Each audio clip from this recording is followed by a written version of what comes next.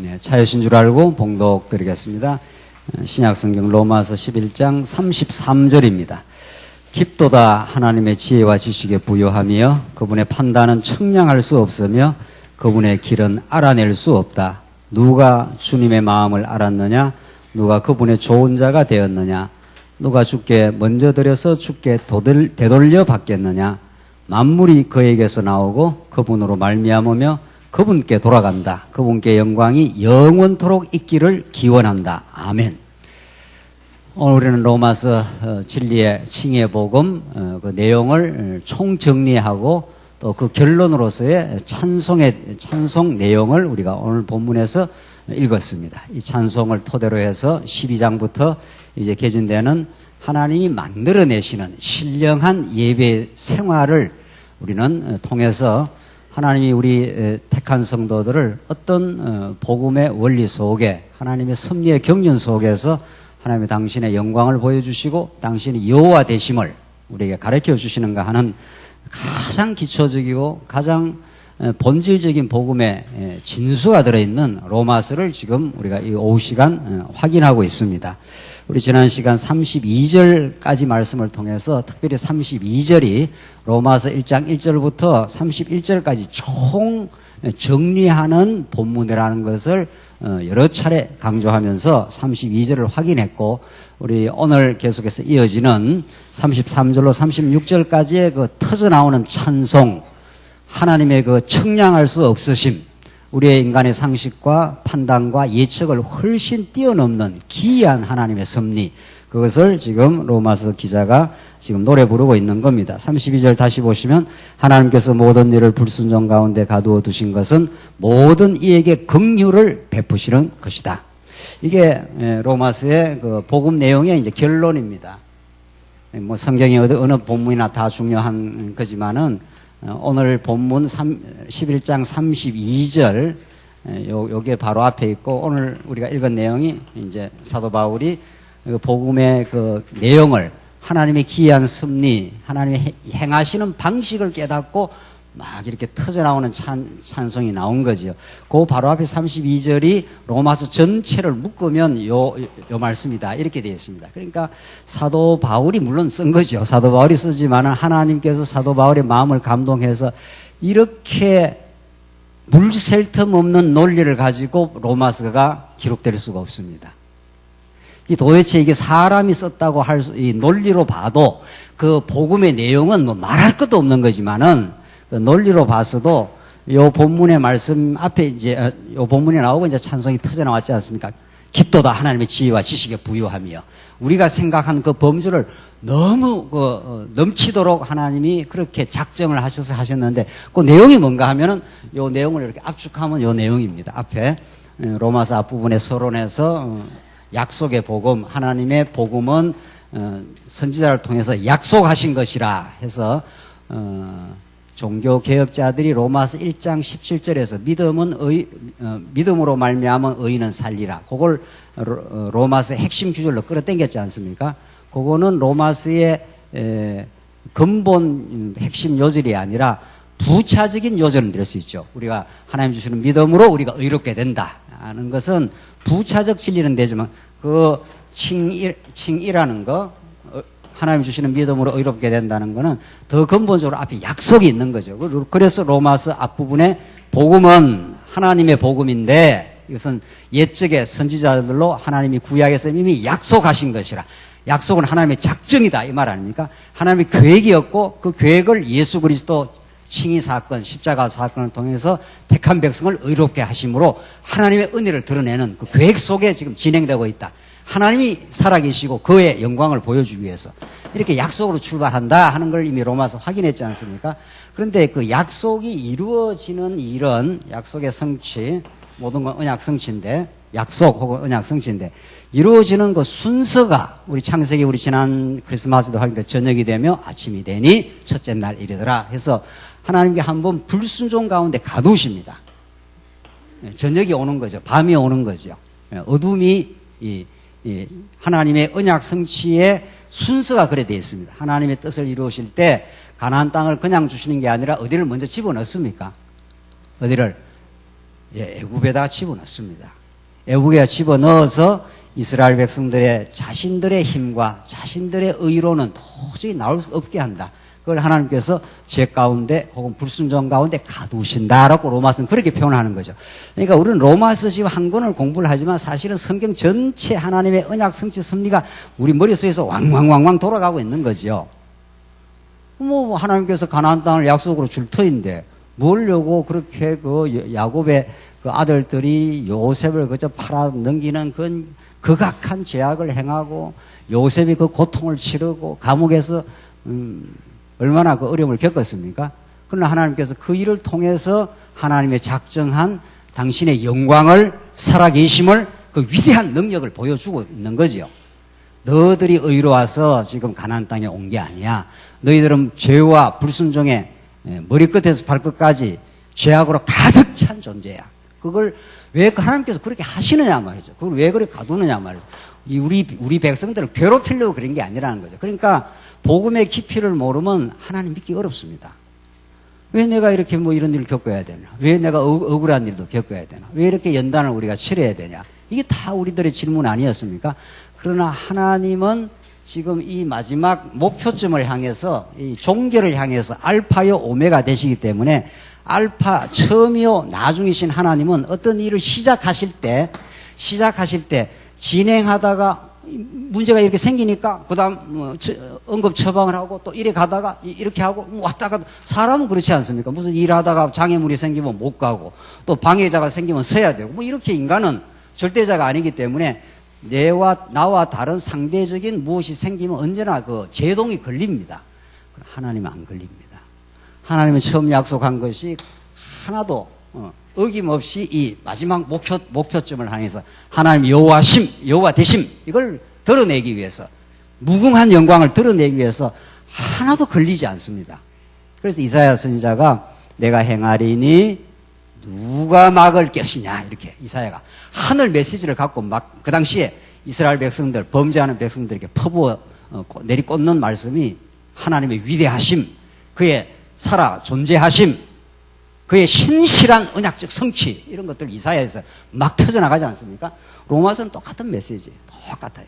뭐 지금 내용이 다르고 지금 맥락이 좀 다를 뿐이지 근본 메시지는 그래서 하나님이 불순종 가운데 혹은 죄악 가운데 가두어 두신다는 겁니다. 가두어 놓으면은 시기, 분노, 원망, 미움, 배약, 피 흘리는데 발이 빠르고 그게 인간이 그렇습니다. 우리가 과거에 거기서 아무도 벗어나지 못해. 그걸 가두시는 것은 너를 자랑하지 마. 뭐 이거죠. 그래서 하나님의 의로우신 하나님의 약속 따라오신 하나님의 의가 뭡니까? 올바름 올을 의지 아닙니까 이게 한자로 쓰면 뭐 올바름이지만은 올바름 이게 히브리어 체다카 하는 것은 하나님과의 관계 설정입니다. 하나님과 관계가 맺어졌다 하는 게 의고 하나님과 관계가 단절됐다 하면 불입니다. 그러니까 하나님으로부터 이렇게 아담이 타락해서 단절이 돼가지고 인간이 자기가 스스로 산다. 이게 죄입니다. 죄라는 건 뭐 도둑질하고 살인하고 그걸 자꾸 우리가 죄라고 그러지 않습니까? 그건 죄에 나타난 현상이고요. 그런 걸 하나도 안 했어도 하나님 지금 기억 안 하고 내가 내 힘으로 살지 그것처럼 극악한 죄악이 없습니다. 하나님 보실 때 우리 집에서 아버지가 볼 때 이 아들놈이 아버지가 옆에 또 이렇게 그 소파에 앉아 계시는데 아버지 아주 싹 없는 걸로 치고 지가 자기 주인 노릇 왔다 갔다 하면 그것처럼 뭐 어리석고 미련한 게 없잖아요. 아버지가 낳아가지고 먹여가지고 입혀줬는데 아버지는 싹 눈앞에도 없고 내가 이 집의 주인이야 막 이러고 왔다 갔다 한다면 아버지가 볼 때 뭐라고 그랬습니까? 이게 좀 미친 거 아닌가 말이지. 이제 모질해나 어떻게 그럴 거 아니겠어요? 그게 죄입니다. 죄라는 게 무슨 물론 남한테 해코지하는 거 어렵게 하는 거 그거 다 범죄인데 근본 죄가 무엇인지를 로마서에서 그렇게도 치열하고 집중적으로 가르칠 수가 없습니다. 로마서는. 그걸 가르치는 이유는 뭐 우리한테 죄의식을 가지라고 가르치는 게 아니고 죄가 이런데 하나님 떠난 이런 상태라는 걸 가르쳐 줌으로 은혜를 가르쳐 주려고 그런다 이 말 아닙니까? 그러니까 하나님의 의로움을 통해서 하나님의 은혜를 가르쳐 주려고 여기다 가둔 겁니다. 그래서 저녁이 되고 뭐가 되니? 아침이 되니. 새로운 부활의 아침이 되니. 이렇게 된단 말이죠. 그래서 우리는 어둠을 통과하여 빛 가운데로 갑니다. 그게 언약 성취의 필연적 코스입니다. 모든 사람들은 이게 없기를 바라는 거 아니겠어요? 모든 이방 종교, 불교, 유교는 자꾸 이걸 우리가 극복을 하자 이 말이고, 성경은 우리가 극복 못하도록 가두어뒀다는 건 감옥에다 가두어뒀다 이 말 아닙니까? 그래서 감옥 밖에서 손을 내밀어 가지고 열쇠문을 열고 밖에서 손을 내밀어서 이렇게 쥐고 나와야 나옵니다. 그래서 우리가 이게 나온 겁니다. 이렇게 나와서 하나님을 찬양하고 진리를 깨닫고 이렇게 하고 있지 않습니까? 그래서 로마서 이거 간단하지 않습니다. 제가 지금 로마서 여기까지 오면서 누차 로마서의 신학적 중요성을 강조해 왔는데 이 부분이 정확하게 정리 안 되고 고린도전후서 갈라디아서 넘어가 봐야 자꾸 기초가 튼튼하지 않는 데다가 집 짓는 거나 마찬가지라는 말이죠. 지어놓으면 조금만 바라보고 그냥 넘어져 버려요. 왜냐하면 로마서에서 이렇게 치열하게 가르치는 죄와 의와 마지막 하나님의 앞에 신령한 예배의 삶으로 마침내 이 목적을 향해서 하나님 인도해 가심. 오늘도 우리가 이게 포괄적인 의미에서 신령한 예배 아닙니까? 우리 삶 전체가 다 신령한 예배인데 예배라는 게 무엇입니까? 내가 주인이 아니고 당신이 주인입니다. 그 고백이 예배입니다. 하나님 내가 주인이 아니네요. 알고 보니까. 나는 당신이 흙덩어리에서 생기를 불어넣어서 내가 이렇게 존재하게 됐네요. 이게 예배입니다. 당신이 주인이시네요. 당신이 은혜를 베풀어서 내가 이렇게 말씀을 깨닫고 있네요. 참 감사하네요. 이게 다 예배입니다. 몽땅 다 예배죠. 그러니까 하나님이 우리를 예배적 존재로 하나님 앞에 경배하고 찬양하고 그걸 우리 피조물의 절대적인 기쁨입니다. 최고의 기쁨입니다. 우리가 어떤 사람에 존경한다든가 어떤 사람을 사랑한다든가 그분을 노래하고 찬양할 때 우리 기쁨이 있습니다. 그래서 어떤 사람을 미워하거나 어떤 사람을 대항하거나 적대하면 내가 괴로운 거죠. 근데 어떤 사람이 좋은 일을 했을 때 잘했네요. 이렇게 박수치고 응원하고 감사하고 하면 그 하는 사람이 행복한 거 아니에요. 하나님 결국은 주 안에서 그 신령한 복을 누리라고 이 죄를 섭리를 하신다는 겁니다. 그래서 뭐를 만들어 놨다고요? 창세기에? 여러분이 이야기 하셔야죠. 선악을 어떻게 해요? 알게 하는 나무를. 그걸 좀 만들어 놓지 말아야지 하나님께서. 그걸 안 만들면 이게 안 생길 거 아니에요. 이 어둠이 없지 않아요. 그런데 하나님은 이 죄를 통과하여 저녁이 되고 아침이 돼요. 부활의 아침 예수 그리스도를 만나게 될 때 오늘 찬송이 터집니다. 아, 하나님 이렇게 하시려고 그랬구나. 그래서 사도 바울이 하나님께서 모든 일을 불순종 가운데 가두어 두시는 것은 모든 이에게 긍휼을 베푸시려는 것이다. 하나님 원래 긍휼이 많습니다. 영원히 긍휼이 자비가 충만하신 분이에요. 그런데 이 자식놈이 집에서 아버지는 엄청나게 사랑하고 먹일 거 입힐 거 다 해주는데도 자식은 모르는 게 문제 아니겠어요? 우리 애들이 어릴 때는 몰라요.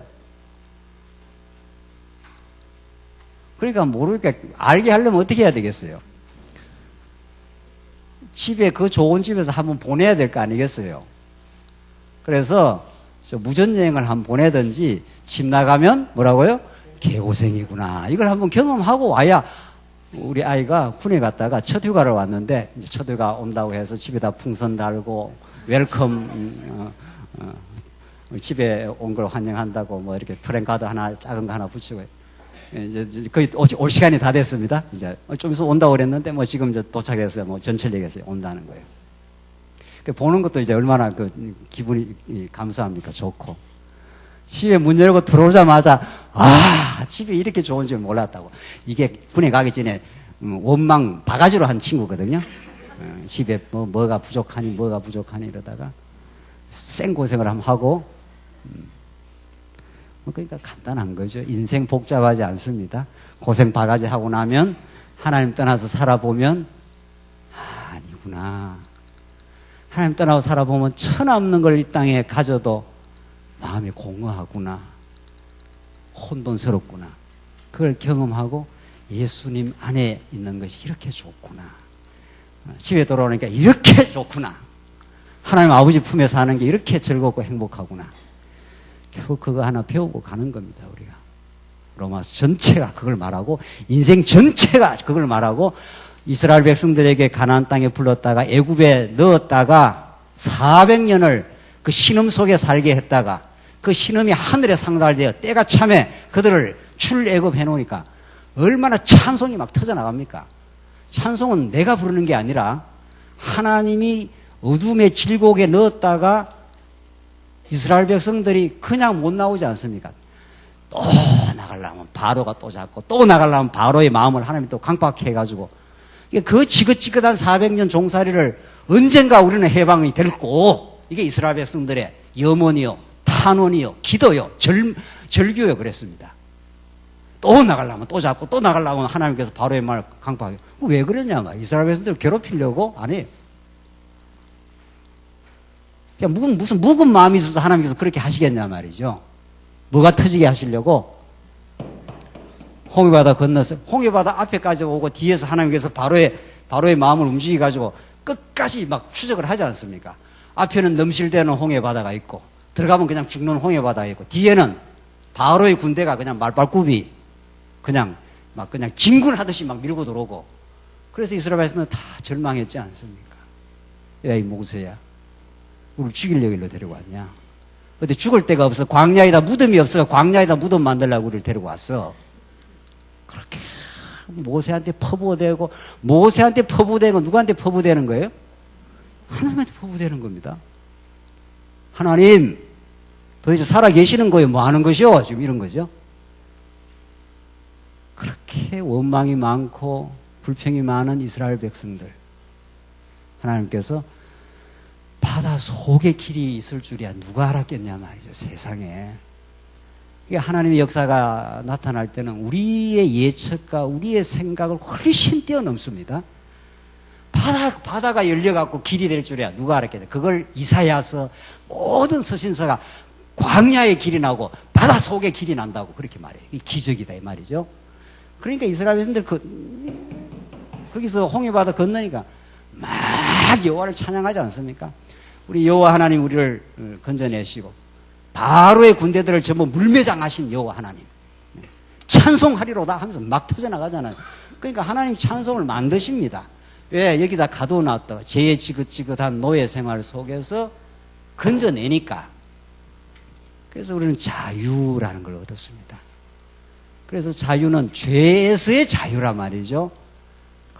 원망하고 자기중심으로 살던 우리가 하나님을 알고 나니까 모든 걸 감사함으로 자꾸 받아들이고 그걸 우리는 자유라 그럽니다.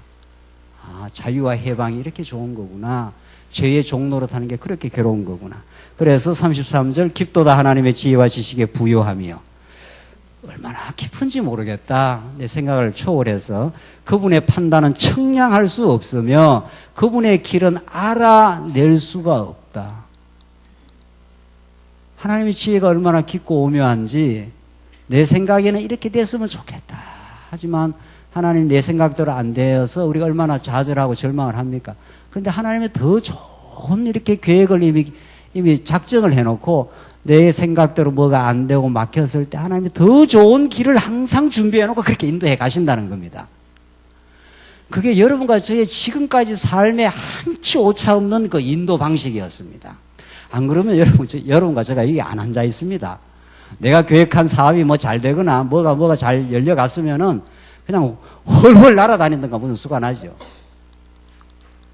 이 자리가 하나님을 경배하는 그런 자리로 오도록 내 생각보다는 훨씬 뛰어넘으신, 그래서 하나님의 그 깊고 오묘하심은 우리의 조브라운 이성으로 이렇게 판단을 할 수가 없습니다.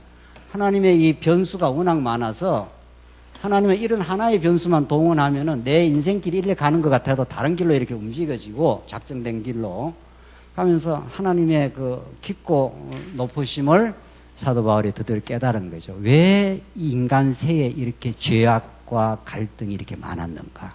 하하, 깨달은 겁니다, 사도 바울이. 아, 그걸 통해서 우리의 하나님 앞에 자랑할 것이 없는 죄인됨을 깨닫게 하고 자복하게 하시고 하나님의 의의 그 높으심을 노래 부르게 하려고 그랬구나. 그게 사도 바울이 번쩍 그걸 깨달은 거죠. 로마서 오늘 이 부분에서. 그래서 막 이렇게 찬양이 터지는 겁니다. 34절 누가 주님의 마음을 알았느냐? 누가 그분의 좋은 자가 되었느냐? 누가 주님을 마음을 알 사람이 있겠어요? 자식이 부모 마음을 알아요? 천만의 말씀입니다. 이제 나이가 조금 드니까 아하 우리 부모님이 참 저를 키우느라고 우리를 키우느라고 참 고생했겠구나 이렇게 알지. 사춘기 때 모릅니다. 장가 가서도 잘 모르는 거 아니에요. 그래서 애 놓고 자기도 고생 바가지 한번 해봐야 아하 아버지 부모님 우리 키우느라고 엄청 고생하셨구나 이렇게 아는 것처럼 우리 잘 모릅니다. 아직 하나님의 이론적으로 좀 이렇게 성경신학적으로 안다고 하나님 만약에 우리가 좀 안다고 생각하면은 오만방자한 겁니다. 하나님 우리 조금 길을 알았습니다. 이 정도가 맞을 겁니다 아마. 아하 하나님이 이러신 분이시구나 하는 그 감을 가졌습니다가 맞을 거고요. 그리고 점점 하나님의 역사 섭리가 진행될수록 정말 그 넘치는 하나님의 청량할 수 없는 그 깊이와 넓이 그 부피를 점점 깨달아가게 될 겁니다. 그래서 진리는 내가 장악하거나 내가 좌지우지하는 대상이 아니에요. 진리가 하나님이신데 하나님이 나를 장악하시고 나의 깨달음의 길로 인도하시고 그 놀라운 점입가경의 그 찬란한 길로 인도하십니다. 금강산 하나를 가도 점점 갈수록 더 기가 막힌 경치가 있다는데 도대체 성경 이론적으로 좀 우리가 몇 년 성경 공부하고 나면 성경을 다 알아요? 그럴 수가 없어요. 그럴 수 없는 거예요. 이론적으로 하나님의 언약대로 이러신 분이구나를 좀 머릿속에서 알 수 있지 깊고 넓으신 그 경륜과 그 주권과 그 한없는 자비를 우리는 신앙이 성장할수록 더 알게 될 겁니다. 그래서 35절 누가 주께 먼저 드려서 주께 되돌려 받겠는가. 내가 주님 앞에 뭐 드려가지고 이렇게 보상으로 우리 신앙을 얻었다든가 믿음을 가진 그런 사람이 있냐 이 말입니다. 어디 미친 자녀가 내가 아버지한테 잘했으니까 아버지가 나를 좀 보호하고 내가 장가갈 때 집 하나 사주세요. 이런 정신 나간 자녀가 있냐 말이에요 세상에. 우리 자녀는 우리의 몸 안에 있었고 제로에서 출발한 겁니다. 그러니까 머리털에서 존재 자체가 아버지 부모의 은혜죠. 항차 육신의 부모와 자식 관계도 그럴진데 영원하신 하나님, 살아계신 하나님이 우주를 창조하시고 지금도 우리 아버지가 되어서 통치하시는 그분이 우리의 머리카락, 우리의 눈썰미, 모든 이 인체의 장기를 신묘막측하게 지으신 그 하나님이 우리 앞에 살아계신데 우리가 주께 먼저 드려서 되돌려 받겠느냐? 그럴 수 없어. 그 하나님의 살아계심과 위대하심 앞에 그냥 납작 엎드리고 경배하고 그저 모든 것이 하나님의 은혜임을 깨닫고 무릎 꿇고 주의 뜻에 순종할 뿐이지 우리가 하나님을 좌지우지하는 그런 존재가 아니지 않느냐. 36절 만물이 그에게서 나오고 그분으로 말미암으며 그분께 돌아간다. 모든 것의 원천이시다. 이 우주 피조 만물도 우리의 존재도 우리의 신앙도 오늘 우리의 교회도 모든 것이 그분에게서 나오고 그분으로 말미암고 결국은 마지막 새하늘과 새 땅에 가면 그분에게로 성화되어 하나님 잘 배우고 왔습니다. 그게 우리의 신앙 고백일 겁니다. 우리 이제 연세 드신 장로님들 권사님들 계시고 돌아가시기 전에 만약에 임종 예배 바로 직전에 가서 우리가 같이 예배 드리고 한다 치십시다. 뭐라고 고백하셔야 되겠어요? 이거는 직접 한번 물어봐야 되겠는데 우리 조 권사님한테. 돌아가시 직전 찾아가서 예배를 드린다. 그때 좀 정신이 남아있을 때 예배 드려야 돼요. 아이고 뭐 내가 지금 뭐 돈을 많이 못 벌여서 내가 힘들어 죽을 뻔했다라든가 왜 그런 거 안 할 거 아니에요. 신앙이 있다면은 하나님의 인도 속에 잘 살아왔습니다. 인간적으로는 아쉬움이 좀 있는지 몰라도 하나님의 작정대로 잘 되어왔습니다. 한평생 온갖 우여곡절을 거치면서 하나님의 은혜를 잘 배우다 왔습니다. 이제 하나님 손에 모든 걸 맡기고 자녀들도 교회도 하나님의 손에 있음을 인정하고 그렇게 감사하고 아마 임종을 맡겠지요. 그렇게 하시려고 우리를 이 연단의 세월들을 보내면서 하나님이 하신다고 하는 것을 머리에서 빙글빙글 깨닫게 하는 게 아니라 온 몸을 통해서 온 우리의 DNA 속속까지 그 하나님의 진리가 깨닫게 하시려고 그렇게 하시는 겁니다. 그래서 그분께 영광이 영원토록 있기를 기원한다. 아멘. 이렇게 로마서가 끝나요. 그분께만 영광이라고. 우리는 그의 기뻐하심을 받는 자들에게 평화라고. 그분의 영광을 모르고 내가 영광을 취하면 그때부터 모든 게 불안해집니다. 내가 해야 되고 내 영광을 사람들이 안 알아주면 괜히 짜증나고. 그래서 하나님의 영광이라는 거, 이게 종교개혁자들이 그렇게 간절하게 깨달았습니다. 성경 전부가 하나님의 존재와 속성에 대한 그분의 영광을 부르게, 그분의 영광을 계시하고 있는 말씀인데, 종교개혁자들이 그걸 알았어요. 정확하게 그 명제는 잡았다고요. 우리 16세기 종교개혁자들이 그렇게 만만하지 않습니다. 우리가 좀 이론적으로 그분보다 더 우월하다고 해서 그렇게 함부로 이렇게 평가하거나 그럴 대상들이 아니에요. 그분들은 이렇게 우리처럼 66권 전체를 관통하지 않았어도 적어도 절대적인 성경의 명제를 잘 하나님께 잡게 하셨어요. 하나님께. 오직 하나님께 영광이라고. 그래서 그 영광을 위해서 분투하고 헌신하고 고난받고 그랬습니다. 그분들은. 그래서 세느 강변이 말이죠. 프랑스 위그노들, 그 개혁교도들이 세느 강변이 붉게 물들도록 그들은 로마 교황 앞에 영광이 아니라 하나님께 영광이라고. 그렇게 죽어가면서도 그들은 피를 뿌리고 그랬습니다. 우리 신앙의 선진들은, 우리 한국교회도 마찬가지예요. 주기철 목사님, 손양원 목사님, 이런 분들이 전부 신앙의 절기를 지키느라고 일사각오로 내가 죽어 이 진리를 지킨다고. 그래서 당당하게 맞서고 그렇게 장렬하게 산화해버렸습니다. 그런 신앙의 선진들이 다 있는 겁니다. 우리가 지금 무슨 목적으로, 왜 이 진리를 깨닫고 있고, 하나님은 왜 이 시대에 이런 진리를 깨닫게 하시는가? 그 궁극적 목적이 무엇인가? 이 부분에 대해서 우리가 확실하게 정리를 하고 있지 않으면은 뭔지 모르게 우리는 성경신학이라는 우월성에 우리가 편성할 수도 있고, 성경신학이 우월하지 우리가 우월한 건 아니지 않습니까? 진리가 우월한 거지. 하나님이 우월하시고 그분이 대단하신 거지. 그분의 대단하심이 드러나면 드러날수록 우리는 아무것도 아닌 존재. 그래서 사도 바울이 고린도 전후서에서 바울은 무엇이며 게바는 무엇이고 아볼로는 무엇이냐. 그들은 각각 하나님께서 맡겨준 일을 했던 사람들 뿐이지 않느냐. 한 사람은 심었고 한 사람은 물을 주었고 오직 하나님만이 자라게 하시는 분이라고. 이 치열한 하나님 중심의 신앙, 로마서도 마찬가지고 고린도 전후서도 마찬가지고 갈라디아서도 마찬가지고 계시록도 마찬가지고 어떤 성경도 하나님의 영광이 드러나지 않는 본문이 있냐 말이죠. 그걸 알 때 우리에게 참된 평화가 있고 우리는 하나 될 것입니다. 오늘 로마서가 그렇게 치열하게 하나님의 진리의 약속의 진리를 증거하고 인간을 죄 가운데 불순종 가운데 가두어 놓아서 인간 안에서, 어둠 안에서 빛을 못 만들어냅니다. 이 안에서 천국을 못 만들어내도록 딱 하나님께서 규정을 해놓고 천국은 내가 만드는 거야. 의는 하늘로부터 주어지는 선물이야. 이렇게 로마서가 말하고 있지 않습니까? 그래서 이제 예수 그리스도 안에 있는 자는 결코 정죄함이 없나니 생명의 성령의 법이 죄와 사망의 법에서 너를 해방시켰느니라. 그 사랑의 법에서 누가 끊을 수 있겠느냐? 이 로마서에서 막 사도들이 깨닫고 나서는 하나님이 우리를 위하시면 누가 우리를 고소하겠느냐? 송사하겠느냐? 하나님이 우리를 죄 없다고 했는데 율법이 와서 너 죄 지었잖아, 너 형편없잖아, 너 지금 나쁜 생각 품고 있잖아. 아니야. 나는 나쁜 생각도 품을 때도 많았고 어리석은 판단할 때도 많았지만 하나님은 우리를 평가해 줄 때 너는 내 사랑하는 아들이야. 너는 세상 누가 다 너를 정죄해도 하나님은 우리를 너는 내 사랑하는 백성이야. 그게 의예요. 그게 의라고.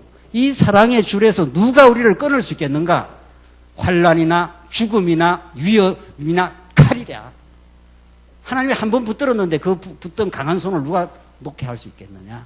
이렇게 로마서는 이런 치열한 치밀한 논리를 통해서 그 하나님의 사랑에서 끊을 수 없느니라.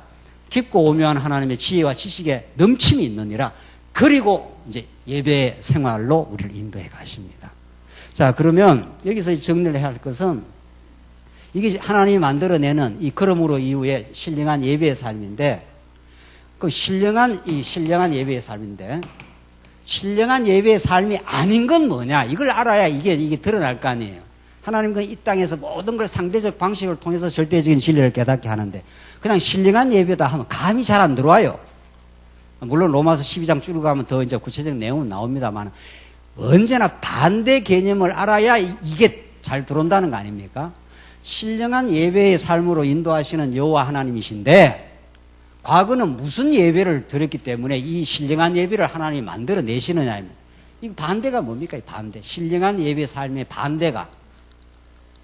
그래서 우리 아이들 학교 가면 옛날에 반대말 쓰라 그러지 않습니까? 그 다 그 성경 깨닫기 위한 하나님의 그 일반 계시입니다. 맞아요. 웃을 일이 아니라고요. 우리가 다 국어 배우고 하는 것도 다 나중에 성경 깨달으라고. 그 반대가 뭐예요? 신령한 예배의 반대가 뭐예요? 예? 무슨 예배? 신령한 예배는 하나님을 노래 부르고 하나님께 감사하고 이렇다면은 그 반대가 뭐냐 말이죠. 자기 예배, 자기 숭배. 이게 정확하게 이렇게 반대. 이건 하나님 예배 아닙니까? 하나님을 예배하고 감사하는 건데, 죄라는 게 뭐예요? 죄라는 게 철두철미하게 하나님과 같이 되고자 하는 거예요. 그래서 모든 인간은, 제가 오전에도 경건의 시간 말했죠. 모든 인간은 철부지한 인간의 그 환상이 있다는 거예요. 애기들은 세상이 전부 자기 중심으로 돌아간다고 착각을 합니다. 왜냐하면 엄마 아버지가 지 달라 하면 다 주니까. 그런데 어릴 때는 또 그것도 필요하다는 거예요. 아, 세상이 내가 엄마 뭐 저쩌 뭐저 하면은 착착 갖다 주니까. 그러니까 아, 세상이 이거 내 마음대로 돌아가는구나. 또 그것도 충분히 경험해야 된다는 거예요. 성장 발달 단계에서는. 그게 내가 달라 했을 때 안 오면 인성 발달에 문제가 생긴다는 겁니다. 내가 지금 심리학하는 건 아닌데 지금. 그래서 착착 줘야 된다는 거예요. 그래서 그게 충족되면 그 다음부터 성장을 해나가는데 그 성장이 안 되면 어른이 되어서도 모든 사람들이 내 주변에 움직여 주기를 바라는 그런 어른이 있습니까? 어른은 내 주변이 내 마음대로 돌아가는 게 아니라 아, 저 사람에게 내가 맞춰야 되겠구나. 저 사람을 내가 존중해야 되겠구나. 저 사람을 내가 봉사해야 되겠구나. 더 성숙하면 그렇게 되는 거 아니겠어요? 어른이 되면. 그래서 인간이 죄악 가운데서 죄에서 깊이 은혜를 깨닫지 못하면 자기 숭배에 빠집니다. 자기 예배, 내가 대단하다 이런 생각을 갖고 있는 거죠. 그게 자기 디모데 전후서의 말씀에 따르면 그걸 자기 사랑이라 그럽니다. 악한 때가 오리니 인간이 자기를 사랑하며 이 자기 사랑이 얼마나 죄악인 줄 아십니까? 그럼 자기를 사랑하고 자기를 미워하고 살아야 되냐? 그런 말이 아니고 하나님 없이 하나님을 제외해놓고 하나님 여호와 이 하나님의 모든 창조주요 하나님의 공급자요 인도자신 그분을 떠나서 그분과 관계가 단절되어서 자기를 숭배하고 자기를 사랑하기 위해서 다 돈도 버리고 시집도 가고 사업도 하고 모든 걸 자기 중심으로 자기 사랑하기 위해서 한다는 거예요. 그래서 세상 사람들 다 그렇게 삽니다. 거기에서 우리를 건져낸 겁니다. 그래서 하나님을 사랑하게 되고 하나님의 사랑 속에서 자기의 정체성과 자기의 행복을 누리게 되는 것이지 하나님을 딱 제거시켜 놓고 다 내 위해서 내 영광을 위해서 자식도 내 영광을 위해서 자식이 인류대학 안 가고 왜 성이 나요? 그 자식의 미래가 염려돼서가 아니라 쪽팔려서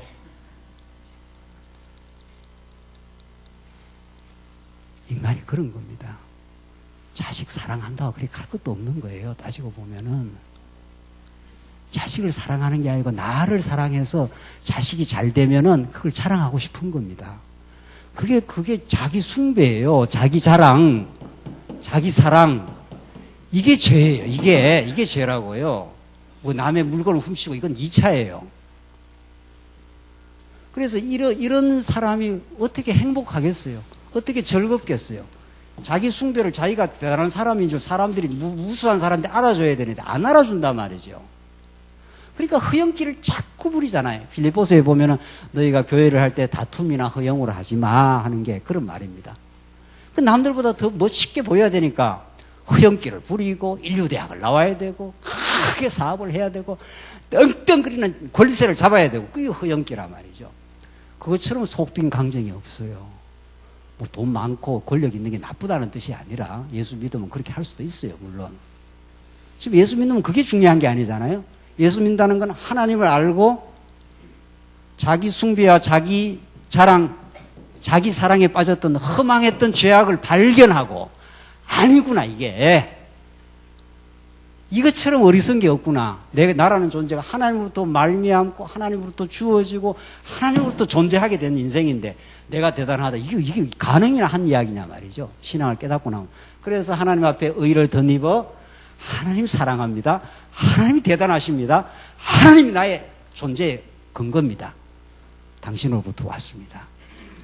그게 신령한 예배의 출발입니다. 보십시다. 그러므로 형제들아 내가 하나님의 인애하심으로 너희에게 권하노니 너희의 몸을 하나님께서 기뻐하시는 거룩한 산 제물로 드리라. 이것이 너희의 드릴 영적 예배니라. 거룩한 산 제물.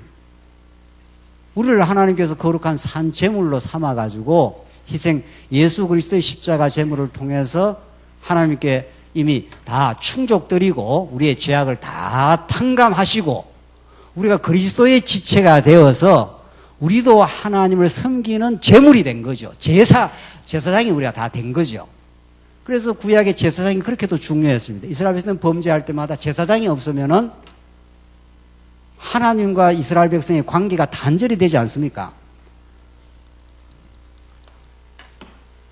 이스라엘 백성들이 하는 것마다 죄인데 여기서 제사장이 양의 피를 받아가지고 씻어가지고 이렇게 지성소로 들어가야 여기서 하나님이 응답하셔야 이 문이 이렇게 다 열려가지고 하나님과 백성들이 하나가 되는 거 아니겠어요? 그래서 거룩한 제물로서의 예수 그리스도가 하나님께 드려짐으로 하나님과 우리 간에 막힌 담이 완전히 이렇게 철폐되어 버렸습니다. 새롭고 산 길이 열렸으니 이제 하나님 아버지라 이렇게 부를 수 있게 되었다고 히브리서에. 그래서 하나님을 아버지로 모셨기 때문에 이제 내 삶 전부가 자기 사랑을 하는 게 아니라 자기가 대단한 걸 입증하려고 자기 정명의 삶이 아니라 예수 그리스도의 정명 삶입니다. 우리가 무엇을 해도 하나님 하셨습니다. 교회 일을 해도 그리스도의 은혜입니다. 그리스도만 자꾸 정명이 되고 드러나도록 해야 하는 거죠. 우리는 십자가 뒤로 점점 사라지고 세례 요한의 마지막 고백처럼 그는 어떻게 해야 되고 흥하여야 하고 나는 어떻게 해요? 쇠하여야 하리라. 그게 신앙의 절정이에요. 그게 신앙의 절정이라고요.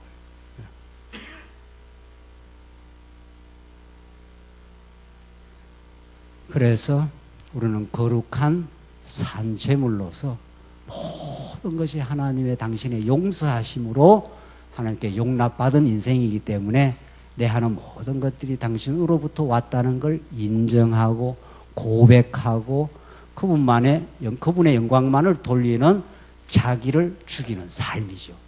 재물이라는 게 죽는 거 아니겠어요? 죽는 거. 그러니까 자기는 죽고 내 안에 그리스도가 사신 거란 말이죠.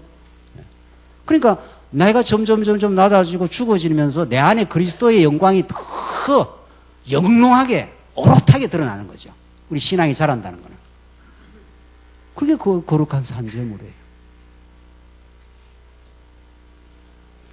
이것이 너희의 들 영적 예배이다.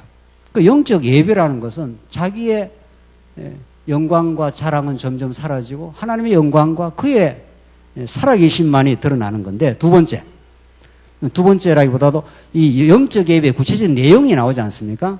이게 이제 은사 실행의 조건인데 우리 새로 나온 개론집에 따르면은 은사를 실현하려면 어떤 조건이 충족돼야 은사를 실현한다는 겁니다. 이런 것들이 앞에서 전제 조건으로 잘 깨달아지는 사람은 은사를 실행하는데 거침이 없단 말이죠. 그게 어떻게 2절 너희는 이 세대를 본받지 말고 오직 하나 마음을 새롭게 함으로 변화를 받아 하나님의 선하시고 기뻐하시고 온전하신 뜻이 무엇인지 분별하도록 하여라. 분별하도록 하여라. 성경 모든 그러므로 이후의 명령문은 다 언약으로 읽는 거죠. 우리는 3대 언약만 언약이 아니고 성경 전부가 다 언약인데 여기 나오는 언약은 전부 명령문으로 떨어지고 하나님이 명령하시고 명령하신 그분이 우리 안에서 성취해 나가는 본문이죠. 그러니까 이 세대를 본받지 말고 세대가 뭡니까? 이게 세상 가치관입니다.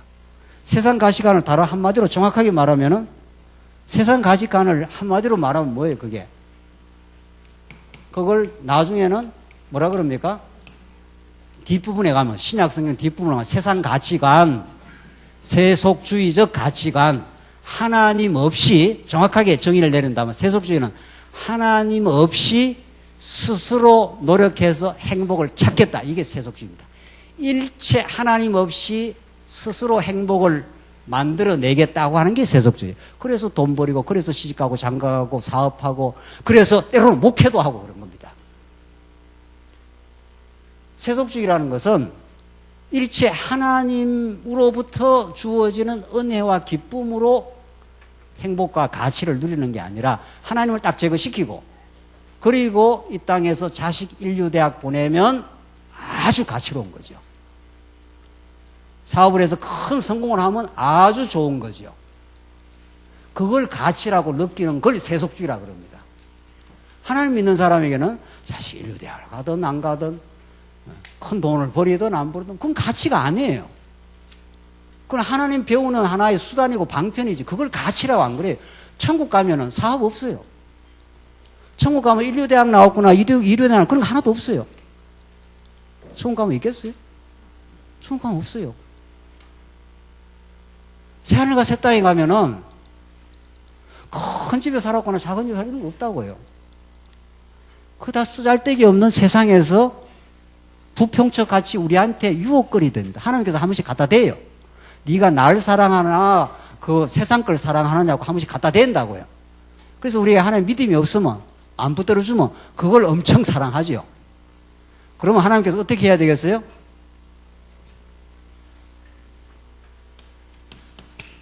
하나님은 우리와의 관계를 소중히 여겨서 우리를 하나님의 자녀로 붙들어 사랑하는데 하나님만 사랑의 대상이고 하나님만 가치로운 분을 깨닫게 하기 위해서 하나님이 한 번씩 갖다 댄다니까요. 뭐를? 세속주의적 가치를, 돈을, 인기를, 명예를 이렇게 슬쩍 갖다 대요. 갖다 대면 이 사람이 마음이 어디로 돌아가요? 마음이 여기에 붙어 있는 게 아니고 어디로? 일로 이렇게 붙죠. 이걸 세상과 연합이라고 그래요. 하나님과 연합으로 사는 인생이, 타락이란 건 하나님과 연합을 끊고 이 세상 가치와 연합돼서 이걸 아주 좋아하는 거죠. 그럼 하나님 어떻게 해야 되겠어요? 하나님 다시 이쪽으로 오게 하려면 어떻게 해야 되겠어요? 요거 아주 좋아하는 걸 어떻게 해야 되겠어요? 예? 요걸 어떻게 하면 일로 오겠냐 말이죠. 여러분이 이야기 하셔야 돼요. 요걸 한번 없애야 돼요. 이걸 시련이라 그래요. 우리가 너무 좋아하는 거, 없으면 안 되겠다고 생각하는 거, 그게 돈일 수가 있고 자식의 성공일 수가 있고 자기의 권력일 수가 있고 요걸 하나 갖다 붙여요. 붙인다고요. 다윗에게는 밧세바일 수가 있고 이스라엘 백성들에게는 사울일 수도 있고 멋있는 키가 구체결 해야 되는 사울을 딱 갖다 붙이니까 아, 저 사람이 우리를 통치해 주겠구나. 그걸 갖다 붙여요. 하나님께서 한번 해봐. 한번 해봐. 그게 진짜 네한테 행복이 되는지 안 되는지. 사울이 처음에 좀 전쟁 나가서 몇 번 이깁니다. 조금 있다가 골리앗을 하나님이 딱 등장시키니까 완전히 대패하고 꼬꾸라지지 않습니까? 그래서 벌벌 떨고 있는 거죠. 아, 사울이 우리를 구원해주는 대상이 아니구나. 이게 정말 좋은 줄 알았는데 이런 거죠. 그래서 하나님이 갖다 붙였다가 없앴다 하는 겁니다. 지금 있다 없다, 줬다가 뺏었다, 줬다 뺏었다 하는 거죠. 그래서 어느 쪽으로 오라고?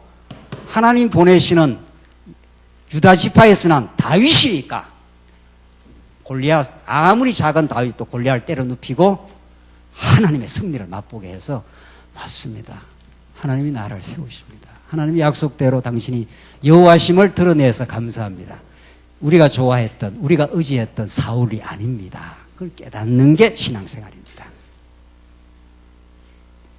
이게 세대를 본받지 말고, 세대를 어떻게 안 본받아요? 보이는 게 다 좋아 보이는데, 다 좋아 보이는데, 내 중심으로 사람 끌어모으고 돈 내 중심으로 끌어당기고 그게 다 좋아 보이는데 그걸 어떻게 안 해? 사람이. 진리 깨달음이 아니면. 그게 아니구나. 그걸 깨닫고 하나님만 바라보는 삶으로 하나님을 인도해 가시는데 오직 마음을 새롭게 함으로 변화를 받아 하나님의 선하시고 기뻐하시고 온전하신 뜻이 무엇인지 분별하도록 하라. 하나님의 뜻 분별. 그게 예배 출발입니다. 세속주의를 따라가지 말고 이거 아니야. 이거 따라가. 이 말은 이렇게 하지만 하나님께서 훈련을 시킨다고요. 그렇게 이게 아니고 하나님의 뜻을 깨닫도록 하나님께서 이제 성령을 보내셔서 자꾸 우리에게 말씀을 깨닫게 하시지 않습니까? 그러니까 세속주의는 강력한 유혹입니다. 그러니까 이 유혹을 우리 인간 스스로가 절대로 못 이깁니다. 아, 내가 안 해야지 한다고 안 되는 게 아닙니다. 그래서 불교에서 10손가락 불로 지지고 자기를 비워보려고 욕심을 없애보려고 별 수단 방법을 다 합니다. 왜? 인간의 욕심, 세속주의적 야망, 그 욕망, 그것만 없으면 좀 평안하겠는데 내가 딴 사람 이겨먹으려 하는 생각 그게 없으면 다른 사람 봐도 마음의 시기와 질투가 안 생기겠는데 조금만 내보다 잘난 사람 나타나면 마음이 불편하단 말이죠. 그걸 무슨 수로 없앱니까? 너무 그렇게 진지한 모습으로 보면 곤란합니다. 나는 안 그래. 그럴걸요 지금. 네. 누구나 그렇습니다. 이거 못 이깁니다. 죄를 우리가 못 이긴다니까요. 그렇게 해놓고 그럼 어떻게 해야 이걸 여기서 세속주의로부터 이기고 승리하느냐. 그것보다 훨씬 좋은 가치. 예. 이게 쓰레기 같은 가치거든요. 천국 가면 사실은 아무것도 아니에요. 이게 돈, 명예 조금 있으면 다 필요 없어요. 나이가 70, 80 되면 다 필요 없답니다. 외모 다 필요 없답니다. 다 얼굴이 비슷비슷해진답니다. 한 80 되면은. 그것도 외모도 그 젊을 때 이야기지. 그래서 세속주의보다 이 쓰레기 가치보다 훨씬 고급한 가치. 하나님의 영광과 성도들과의 교제 속에서 느끼는 신령한 행복과 교회가 세워진다고 하는 그 기쁨과 복음이 전파되어서 중국에 교회가 세워진다는 소식과 이런 것을 신령한 가치라 그래요. 이게 내 내면 속에 자꾸 이렇게 깨달아지면 말씀을 통해서 또 교회 생활을 통해서 참 이게 좋은 거구나. 진짜 이게 우리의 기쁨이구나. 이게 하나님의 영광을 바라보는구나. 이걸 깨달으면 일로 가라 해도 안 갑니다. 그래서 세속주의를 이기는 겁니다. 이걸 하지 마라가 아니고 이게 얼마나 좋은지를 알면 나는 우리 예수 신랑이 얼마나 좋은지를 알면 창녀짓을 하겠어요? 그래서 이 창녀들아 그러잖아요. 에스겔 선지자가 이스라엘 백성들을 향해서 아주 추상 같은 말씀을 내리꽂아요. 이 창녀들아 너가 하나님을 떠나 이렇게 하는 거죠. 우리가 창녀예요. 창녀는 뭐 하는 게 창녀예요? 자기 남편하고 한 몸을 이루는 게 아니고 누구하고 한 몸을 이뤄요? 아무 남자하고 한 몸을 이루는 거 그걸 창녀라 그런다고요. 성경이 에스겔서가 아주 곡절하게 그걸 표현합니다. 이 고멜 같은 창녀야. 네가 그렇게도 나가지 말래도 또 나가. 그래도 내가 너를 버릴 수가 없어. 우리는 그런 사랑을 받은 사람들입니다. 하나님보다도 세상을 너무 좋아하고 자기를 너무 사랑한 나머지 자식들까지도 우리가 때로는 이용하는 이 타락하고 부패한 인생들 그게 우리입니다. 그러고도 우리가 교회를 섬기고 내가 했다고 할 수 있겠냐 말이죠. 우리 안에 그리스도의 마음을 품어주게 하시고 그의 십자가를 통해서 드러난 그 무한한 하나님의 긍휼과 자비 역사를 하나님의 뜻대로 인도하시는 하나님의 전능하신 능력 그걸 우리가 깨닫고 하나님 앞에 하나님 이제는 내가 된 것은 나의 행위나 공로가 아닙니다. 당신이 이를 끌어내시는 당신이 만들어내신 은혜입니다라고 그렇게 우리는 하나님의 뜻을 하나님의 의를 분별하는 겁니다. 이게 되지 않고 이걸 무슨 수로 쳐내느냐 말이죠. 이게 된 사람은 자기의 믿음의 분량대로 자기를 돌아봅니다. 그러니까 오버하지 않습니다. 허황기를 부리지 않고 진실해지고 아주 소박해져서 오늘의 삶을 한없는 감사로 받아들이고 그저 처한 환경이 세상 사람들이 볼 때 비유를 하고 비유한지 몰라도 하나님 안에서 얼마나 크고 영광스러운 진리를 깨닫고 있다고 그렇게 온몸으로 깨닫습니다. 그래서 아무것도 없는 자 같으나 모든 것을 가진 자라고 하는 넉넉함과 마음이 충만함이 있는 것이, 이게 진리 안에 살아가는 하나님이 만들어내신 신령한 예배입니다. 이 신령한 예배가 여러분의 삶 속에 충만하시길 바랍니다. 기도하십시다. 자비하신 하나님 아버지, 자기 예배 드리며 자기 영광에 절절해서 허우적거리던 우리 인생들을 예수 그리스도의 의로 덧입혀 주시고 죄 없다 해 주시고, 원래 하나님의 그저 자녀라 불러주셔서 너무도 감사합니다. 이제 우리의 삶 속에 신령한 예배를 만들어 가시는 그 기이하고 놀라운 하나님의 청량할 수 없는 주권과 능력과 그 신실하심과 영원한 사랑이 우리와 함께 하셔서 우리 교회가 전보다도 더 성숙하게 하시옵소서. 그래서 하나님만 노래 부르는 교회 되게 하시옵소서. 예수님 이름으로 기도하옵나이다. 아멘.